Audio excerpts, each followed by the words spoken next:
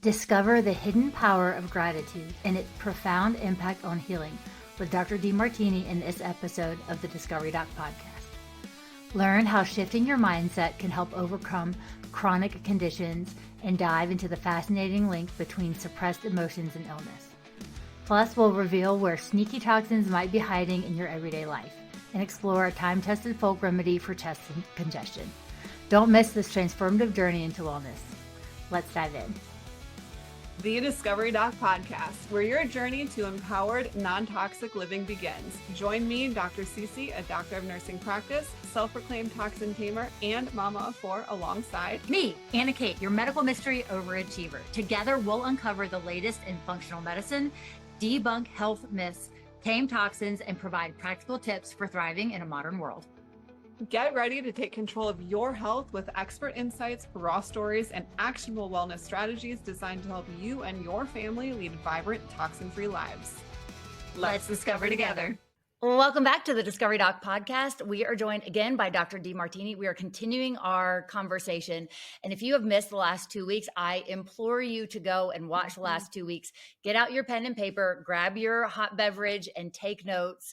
There are so many great insights and quotes that you will want to apply, because knowledge is only knowledge, but action creates that power, creates that change in your life.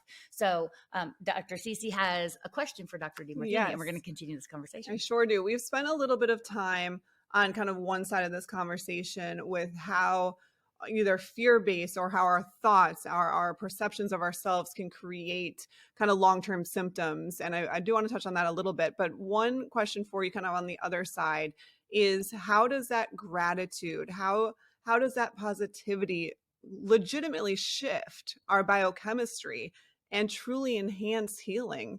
Can we dive in a little bit deeper in that part of this subject? Yeah, I'd like to use a relatively common condition called diabetes. I've done some specials on this topic. The sympathetic nervous system, which is the fight or flight portion of the autonomic nervous system, makes the blood pressure go up if you activate it. The adrenaline and cortisol and everything makes the blood pressure go up, blood sugar go up, and heart rate go up, and makes you metabolize fat cells for creating glucose and activate the mitochondria to get the ATP going to get energy, because you got to be able to run, fight, or flight. But it also raises blood sugar, and you need the blood sugar to fight or flight, to run. And in the process of doing it, if a person is chronically perceiving something that's challenging them, that could be due to an unrealistic expectation that's unmet. That can be doing by the people you associate with or the experiences that you face. But if you have a chronic sympathetic activity, your blood sugar is going to remain elevated. It's going to go up because it activates glucagon. It shuts down insulin. And so you end up having a bit of a hypertension, increased blood sugar, and a stress response, which runs the immune system down, and you're vulnerable.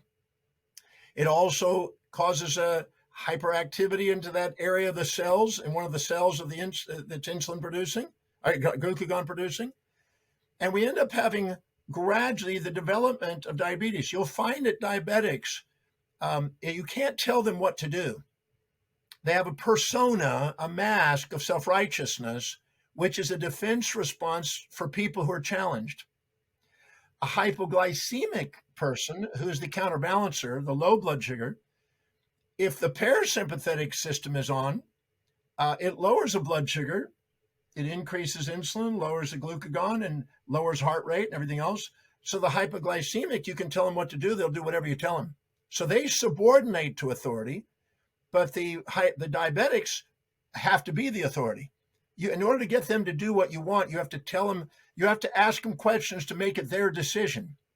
So these are personas. These are facades that we wear that show up as symptomatology through biochemistry and through neurohormonal regulation and cell physiology.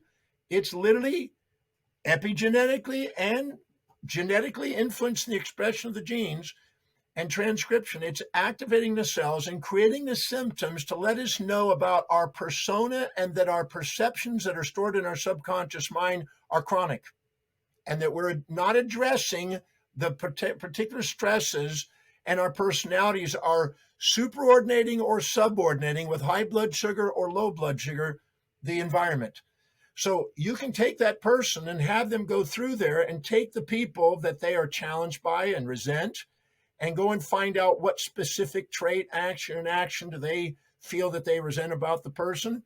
Have them then be accountable and look in their life, where do they do it, and humble them, and go and find out the benefit of those behaviors to them, what's it catalyzing, and neutralize the perception of the individual that's challenging them or the challenge that's chronic in their life. Bring them back out of their self-righteous persona, level the playing field, and you can watch the blood sugar levels change on the spot. Guaranteed. We've been doing it for decades. So what happens is nobody tells you that. They just say it's a condition. They give you insulin. You become now dependent, pharmaceutical dependent, or you wear a patch, right, to monitor it, and you have a thing on your arm to monitor it, and you're basically dependent on all those things instead of actually looking inside and looking at what you can do to transform, because your body is trying to whisper to you what you are not loving and where you're not authentic.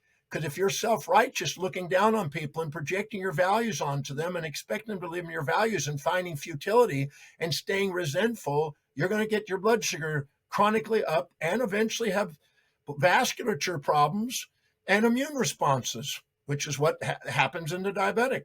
So there's a psychology to each condition. I wrote a book many years ago, and I've been developing it and working on it for 46 years now, on the correlation between the psychology. I call it decoding your body's message. What is it really saying? What is the immune? When you have cytokines, you have what they call anti-inflammatory and pro-inflammatory cytokines. Each one are activated by a different autonomic function. You can change those cytokine levels by changing perceptions and attitudes. I can change neurochemistry. We can take any one of the neurotransmitters in the brain and ask questions, make people accountable to answer the questions, and change the ratios of those transmitters and the change in the actual immune response accordingly. So we don't give people their power back. We don't educate them on how they can do something about their life. We just say, you're ignorant. We know that. So we're going to be the white coat guys that are going to basically tell you what to do. And then we're going to create a so-called pseudoscience around it, because sometimes we're trial and erroring it, even though we think it's, evidence-based care. Sometimes it's trial and error. So we have to be able to look at ourselves and ask ourselves, do we want to be gullible, and do we want to be ignorant, or do we want to be vulnerable, or do we want to be empowered? I'm interested in empowering people. That's what my education. So when you're helping, in your experience, and when you're helping people, do you find that these illnesses or diseases are a manifestation of something that is lacking or something that that person is trying to achieve, versus what about an emotion that we are suppressing or something that has been inaccessible to our subconscious that that person isn't even aware of quite yet? If you have that person, how are you helping them to access that part of them? Well, the symptoms are the body's way of trying to make you access that which you've been unconscious of. That's the whole purpose of the symptoms. The purpose of the symptoms is to make you conscious of what you're unconscious of. But it's misinterpreted because nobody tells you what those mean. Nobody tells you that your physiology, what it's actually meaning. What does that symptom actually mean? They just get rid of the symptom and think that getting symptom-free is health. That's not true. That is not true. That's a false teaching that's been selling as opium for centuries. The truth is, your symptoms are sometimes a sign of health. If you pig out and you got a gut that's full of gas the next day, that's your body telling you you pigged out.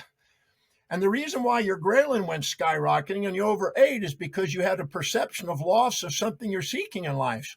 And if you want something and you have an unrealistic expectation and then you don't get it met, your ghrelin's going to go up. And if you have something you don't want and it comes into your life, your leptin's going to go up. These are parasympathetic, sympathetic, hormone-related systems that are trying to give you physiological feedback. But we don't teach people that. I think it's unfair. I think that people from childhood could actually have classes on what your physiology is telling you. But it's just like anything else. We are drone teaching in our educational system. We're not teaching how to master life. We're teaching how to be drones and how to do what we're told and how to fit in. No one in school is ever taught how to become a wealthy millionaire or billionaire. Nobody's taught on how to run a major company, how to be a leader of a government. Nobody's taught any of those things. They're taught how to get in debt, get a loan, have a car, get in the suburbs. They're taught how to basically survive. And so I'm just going to be, I know that's going to happen. I'm not going to make that wrong. It's not something that, it's going to probably change, but I'm going to go out there and educate people and get people awareness. And those that are receptive, they find, the student's ready, the teacher appears. And I'm just going to keep teaching because I know the people who get that insight have an advantage over the people who don't. And those that educate themselves go farther in life and have more fulfilled lives than people who don't. And I mean really educate. Real gnosis, real knowledge, not misinformation, but real knowledge gives people a competitive advantage and helps them in their health. We can see the correlation between health and educational levels. There's definitely correlations between it. So the question is do we educate people or do we just misinform people? It's easy economically to misinform people and sell something. It doesn't make as much money, but it is more fulfilling to actually educate people and have fulfillment. I'd rather have fulfillment in life. I'm financially free. I've been blessed, but I am also one that loves to educate people for the sake of them having fulfillment. That's what brings a tear of gratitude on a daily basis. That's why you probably do your podcast, because you get a tear of gratitude when people say, thank you. That changed my life. I'm glad I'm listening to you. I got 10 people that need what you have to say. That's what it's about. That's the fulfillment level. That heals. That's where gratitude is. Gratitude, I wrote a book called Count Your Blessings, The Healing Power of Gratitude, Love, in 1997. And I'm a firm believer that my mom told me to count my blessings every day. They're those that are grateful for what they got, they give more to be grateful for.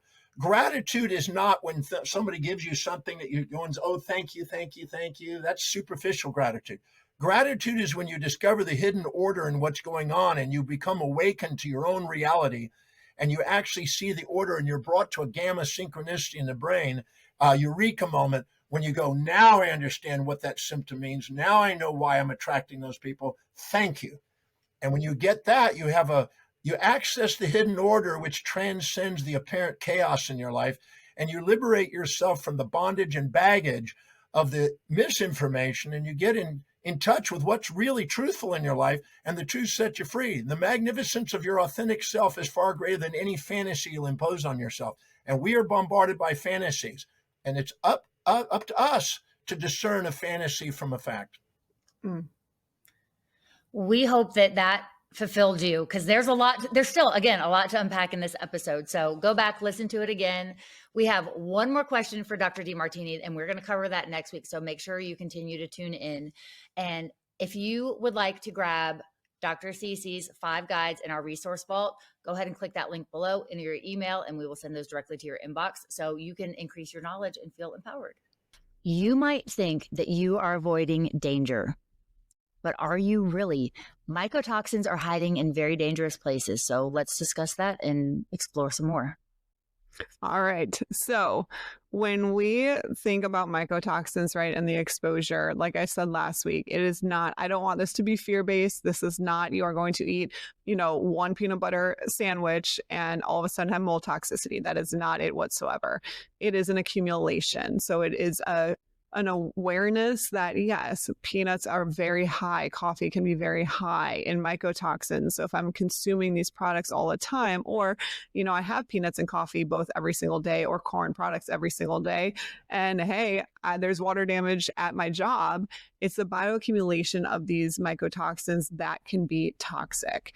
So I was alluding previously that mycotoxins, they're in the environment, they exist, and we are surrounded by them. But if you are building up that toxicity level quicker than you are getting it out, that's when it becomes a problem. So when I'm testing patients for mycotoxins, we're looking at very specific mycotoxins, ochre toxin, alpha toxin, anything that's coming from Aspergillus species, penicillium species, even black mold. There's tons that we test for, but it's testing for them at a detectable limit that is known to be toxic. It's not testing for it below a certain limit where, okay, cool, calm, collected, we've been exposed, you're getting it out, great. That's very normal, but to bioaccumulate it is not. So I just want to start by saying that we can have anything from short-term to long-term effects from this. I can see brain fog, chronic fatigue, digestive issues, even skin issues, eczema, psoriasis can be triggered. We can see increased food reactivities, increased food sensitivities because it is disrupting the gut microbiome. I think for me, the biggest thing I see in patients is immunosuppression. So these mycotoxins can come in and they can break apart your T cells, your B cells, your natural killer cells, which are what help us to fight off other things, whether that's respiratory issues or more chronic issues. So mold species can come in and put us in a state where we are immunosuppressed. And now any little thing that comes our way, it is harder for us to be resilient and fight off. So I'll have a lot of patients who have recurrent upper respiratory tract infections who will get sick very frequently. And then I can have everything from a mom with reproductive issues to a dad with a little bit of fatigue, but overall feels okay, to children with chronic eczema. And to then, another child in the same family who gets sick every month and everything in between because of its impact on our immune system when we are all different. So I get this question a lot from patients, especially with water damaged buildings. If there's mold found in the home, they're like, well, why does he have this? She has this, I have this, and my husband has this. And it's because we are all genetically different. Our detoxabilities are different and molds are opportunistic. So when they come in, they suppress your immune system. Holy moly, does it allow every other best friend in the group to wake up and cause an issue. And that's where the variables occur from patient to patient from our exposure. I'm a brain frog. I'm a brain frog. Brain fog and chronic illness, chronic fatigue. That's what hit me the hardest. And I don't know if you know this, but at one point in time, I worked for a remediation company. So I was in the front desk and then I got pulled into doing content, like going to someone's house and packing it up for storage. And I felt terrible. Of course you did. Of course you did. That should be like a full year job. And I am so sensitive to it now. I can't walk into like enclosed spaces or like barns or attics or anything, like, because it hits me and it's instantaneous. Oh, 100%. Me too. And if you take out kind of my clinical experience or even the functional medicine world and just look at what literature tells us about these mycotoxins and breaking it down. Alpha toxins are known to cause liver inflammation, cirrhosis, and even cancers. Mycotoxins can mimic estrogen, leading to that irregular cycle, PMS, infertility. This is where AK was asking about men. Can men contribute if they have mold exposure to baby's health? And absolutely, because if with women, it's disruptive for our endocrine system between men and women. So with women, it can be more apparent and our periods can change, right? Our ovulation can change. There are more kind of visible, quote, monthly signs that something's awry. For men, absolutely, it can inhibit their testosterone production as well, decrease sperm motility and sperm count, kind of the strength of their sperm. So 100% it can impact that fertility journey as well. So dads need to get their act together at least the 9 months before mom gets pregnant to carry the baby for the next 10 months. Absolutely. Even neurological consequences can occur. So chronic exposure has been linked to anxiety, depression, neurodegenerative diseases like Alzheimer's and Parkinson's. Autoimmune triggers are so common, again, because it's inhibiting the immune system and allowing something opportunistic to kind of spark up. So there's a direct correlation between mycotoxin exposure and increased risk of autoimmune diseases like Hashimoto's, lupus, hey, talking to the crowd here, Crohn's, etc. There's other mycotoxins that have been linked to esophageal cancer, birth defects. These things, they are known carcinogens, guys. They're known to cause cancer. They're known to cause inflammation throughout the body, especially neurologically. The alpha toxins are a group that I take very seriously when I see that on paper, because it is a group 1 carcinogen as labeled by the World Health Organization. If you don't know what that means cancer causing. Why? Because it breaks apart the cells too quickly. It causes cellular death. It is the same group as tobacco, as smoke, and asbestos. Wow. The same group. But we are eating it in our coffee at 50% rate. These are things that should be taken seriously. Again, the bioaccumulation of it should be taken seriously. And unfortunately, I see it far too common where I have patients who do result in chronic symptoms from mold toxicity. And their first answer is, well, my home was built 2 years ago. There's no way, I have mold in the home. And that's not the only place where it can come from. Yeah. We had to remodel our house, and I've told y'all that story before, but my husband was like, there's mold everywhere.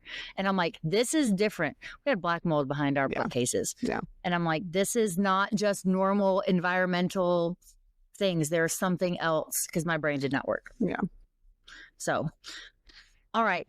If you've enjoyed this conversation so far, go ahead and hit that subscribe and notification bell so you don't miss a further episode, because come back next week because we will be talking about how to ditch and switch, how to get it out of your environment, how to be aware of it, and then make a better choice.